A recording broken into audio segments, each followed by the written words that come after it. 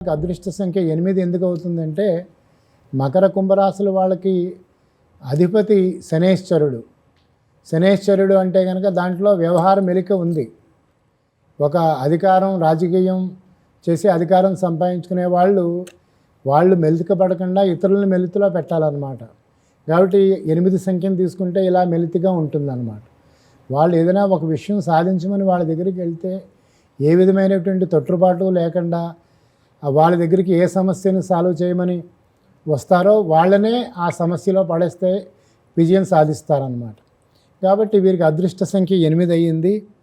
ఈ కుంభరాశి వారికి ఈ సంవత్సరం క్రమేపీ ధన సంపాదన వృద్ధి అవుతుంది.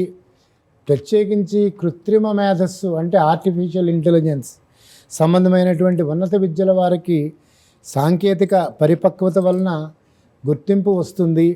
ఇతర దేశ ప్రయాణాలు వీళ్ళకి కలిసి వస్తాయి. వ్యవసాయదారులకి అధిక దిగుబడి మూలంగా ఆదాయం పొందుతారు. తగిన సమయంలో వైద్య సహాయం